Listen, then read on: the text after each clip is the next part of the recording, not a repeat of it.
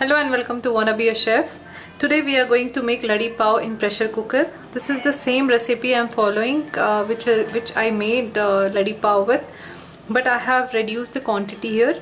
So for that we need 1 cup of all-purpose flour plus extra for kneading and 6 tablespoons of water, lukewarm water, 1/4 teaspoon of salt, half tablespoon of sugar, 1 teaspoon of active dry yeast, 2 tablespoons of vegetable oil.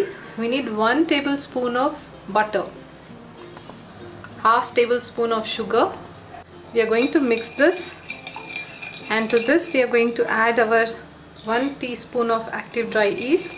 We are going to mix it and we are going to let this proof now, or until we get a nice foam on top of the yeast water. You can see that the nice foam has come up on the water here. So to this I am going to add our 1 cup of all-purpose flour and 1/4 teaspoon of salt, and I am going to take a spoon and I am going to mix it first. Then I am going to use my hands. So to this we are going to add little oil, not the complete oil what we have taken. Just with the spoon try to mix it. Then you can use your hands.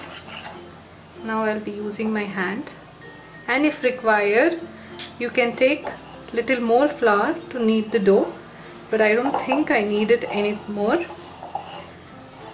So just mix it or knead it for at least 5 minutes until you get a soft, smooth dough. I will take little oil in my fingers and I'll just use my fingers and I'll just make a smooth top, and we're going to let the dough proof for at least 1 hour or until it is double in size. You can see that the dough has doubled in size.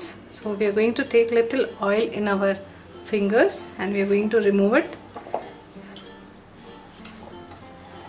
and we are going to knead it really well.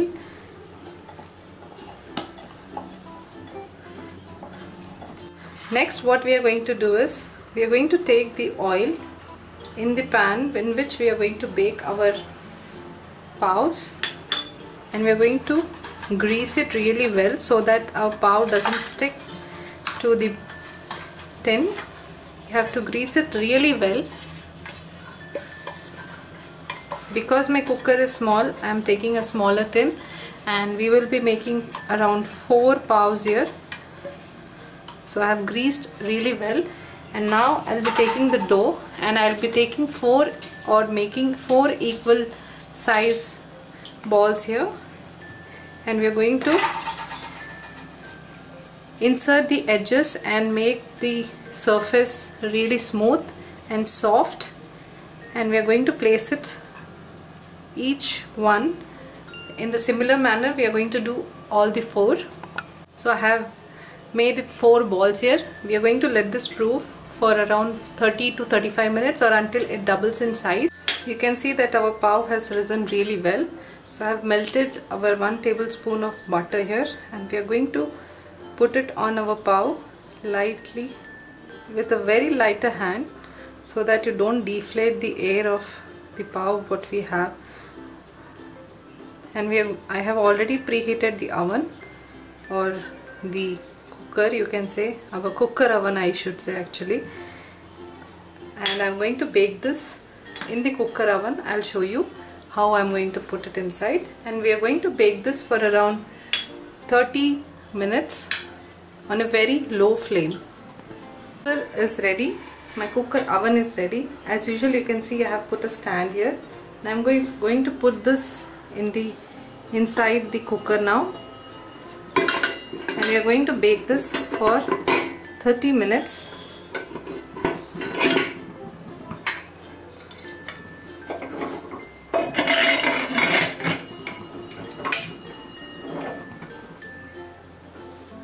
I will show you how nice and brown our pav has been baked. So I'm just taking out the lid. In the middle, after 30 minutes I have taken it out, the lid, but to my surprise it was not totally brown, so I kept it for another 10 minutes. So you can see the texture and the color of the buns here. It is really nice and brown. I'll take it out of the pan or the cooker.